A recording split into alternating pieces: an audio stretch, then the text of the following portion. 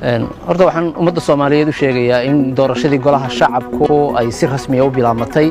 Soomaaliya waxay u jihaysatay wadadii doorashada ee sanduuqa lagu kala baxayay, taasi oo dhowr jeer hore dib u dhacyo kala duwan ay ku yimaadeen. Doorashada golaha shacabka ee baarlamaanka Soomaaliya ayaa dhawaan si hordhac uga bilaabatay Soomaaliya, waxaana la shaaciyay kuraas kale oo la qabanayo toddobaadkan gudihiisa, taasi oo dhaqaajinaysa rajada doorashada madaxtinimada dalka. Tan iyo markii uu dalka u jihaystay hanaanka doorashada, waxaa hortaagnaa caqabado kala duwan, kuwaasi oo dhowr jeer hore dib u dhigay jadwalka doorashooyinka ee la soo saaray waqtiyo kala duwan. Gudoomiyaha guddiga doorashooyinka heer federaal, Maxamed Xasan Cirro, ayaa sheegay inaysan jirin caqabadihii badnaa ee ku gudmanaa doorashooyinka dalka. Caqabadahaas ayaa abuuray ismarwaayo siyaasadeed, waxayna guddigu sheegeen inaysan jirin caqabado hortaagan in la bilaabo doorashada, isla markaasina si rasmi ah ay u bilaabi doonaan doorashada golaha shacabka ee baarlamaanka Soomaaliya.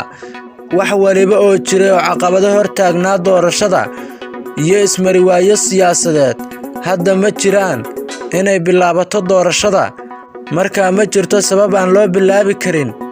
Doorashada annaga ayaa iska leh, waa madax bannaanideenna. Dadka Soomaaliyeed inay qabsadaan waa wax looga baahan yahay.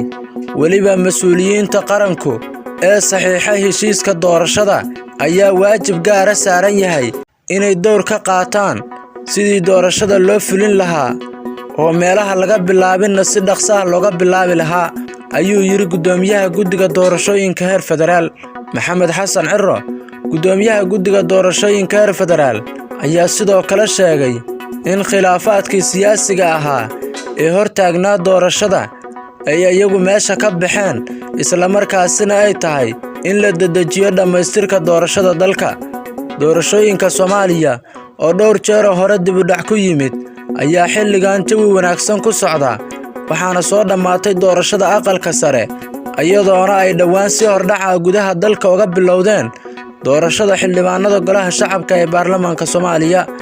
Doorashadan ayaa waxaa hore ugu gadaabnaa caqabado kala duwan, balse hadda waxay u muuqataa mid gebi ahaanba la soo afjaray caqabadahaasi, dalkana si daahfuran ay uga bilaaban doonaan doorashada xildhibaanada golaha shacabka iyo sidoo kale tan madaxtinimo ee dalka.